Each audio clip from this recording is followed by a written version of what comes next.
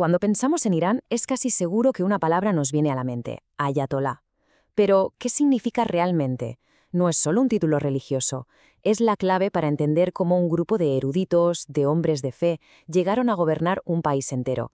Hoy vamos a desentrañar precisamente eso, una de las transformaciones políticas más fascinantes y, bueno, singulares del siglo XX. Y aquí está la gran pregunta, ¿verdad? ¿Cómo es posible que un erudito religioso, alguien que dedica su vida a los textos sagrados, acabe siendo jefe de Estado? No estamos hablando de un general que da un golpe de Estado, ni de un rey que hereda el trono. No, no. Esto es algo completamente diferente. Vamos a meternos de lleno en cómo se produjo esta fusión, esta mezcla tan particular entre la teología y el poder del Estado. Vale, pues para entender todo esto, lo primero es lo primero. Hay que saber qué es un ayatolá. Vamos a empezar por el principio, por el título en sí.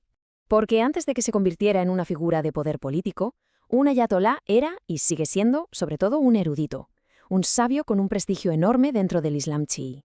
La palabra viene del árabe ayatollah, y su traducción literal ya nos da una pista enorme, significa signo de Dios. Y esto es fundamental, ¿eh? No es un cargo al que uno se presenta en unas elecciones, para nada. Es un título honorífico, un reconocimiento que se gana después de, toda una vida de estudios y devoción. O sea que su origen es puramente académico, no político. Entonces, si no se vota, ¿cómo se llega a ser ayatolá? ¿Cómo se consigue ese reconocimiento? Pues desde luego no es un camino de rosas. Es más bien una maratón intelectual y espiritual que, en la práctica, dura toda una vida.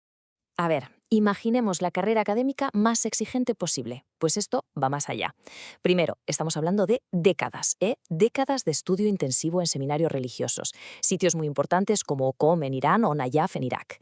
Segundo, no es solo empollar. Se trata de llegar a un dominio absoluto de la ley islámica, la sharia, de la filosofía, de la ética, hasta el punto de que esa persona puede interpretar la ley y emitir sus propios dictámenes. Y el último paso, que es clave, es que no hay un examen final o una ceremonia de graduación. El título te lo dan tus propios compañeros, los otros eruditos y sobre todo tus seguidores, que te reconocen como una autoridad por tu sabiduría y tu piedad. Pero esperad, que aún hay más. Por encima del ayatolá está el gran ayatolá. Esto ya es la élite de la élite. El término que se usa es marja, que significa fuente de emulación. El nombre lo dice todo, ¿no?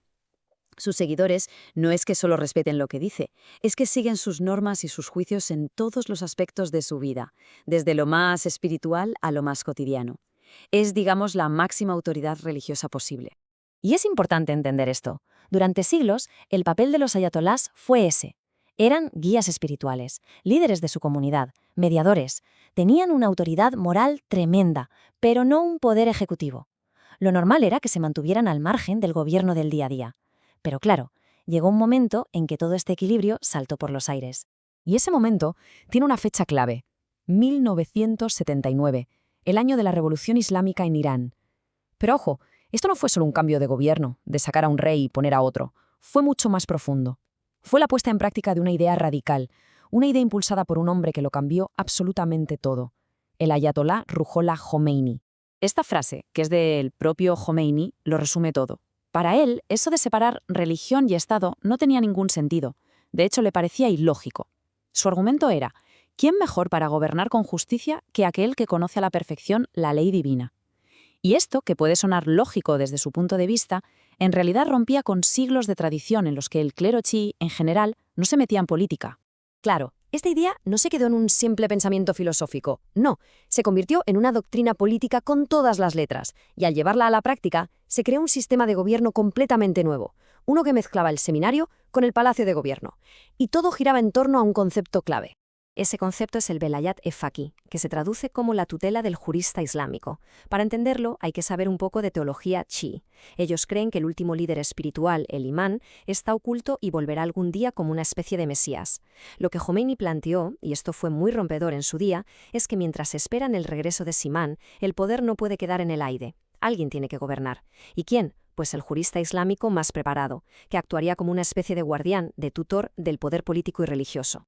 ¿Y la consecuencia de todo esto fue? Bueno, directa, inmediata y totalmente revolucionaria. De repente la interpretación de la ley divina se convirtió en la ley del país. El líder espiritual se convirtió en el jefe de Estado. Básicamente, de un día para otro, el ayatolá pasó de la mezquita al palacio de gobierno. Así de simple y así de complejo. Esto nos lleva, claro, a la estructura de poder que tiene Irán hoy en día. Y la verdad es que es bastante compleja y suele confundir bastante a quien la mira desde fuera. Porque no es una teocracia al 100%, pero tampoco es una democracia como las que conocemos. Es una especie de híbrido. Esta dualidad se ve perfectamente en las dos figuras más importantes del país. Por un lado, tenemos al presidente. Es un cargo electo y se encarga de la gestión del día a día, la economía, la política exterior, lo que haría un primer ministro en otros países. Pero, y aquí está el quid de la cuestión, por encima de él está el líder supremo. Este no es elegido en las urnas, es el jurista islámico del que hablábamos. Su cargo es vitalicio, es el comandante en jefe del ejército y, lo más importante, tiene la última palabra en absolutamente todo. En resumen, el poder que sale de las urnas está, en última instancia, sometido a la autoridad religiosa que no se elige. Y con esto llegamos a la gran pregunta que plantea todo este sistema, una pregunta que sigue generando un debate enorme, tanto dentro de Irán como fuera. El paso de los ayatolás de ser guías espirituales a ser gobernantes ha creado un modelo político que es, desde luego, único en el mundo, y nos deja con una cuestión de fondo sobre la mesa. ¿Es posible gobernar un Estado moderno basándose en la ley divina? Una pregunta, sin duda, clave para entender no solo a Irán, sino la relación entre fe y poder en nuestro tiempo.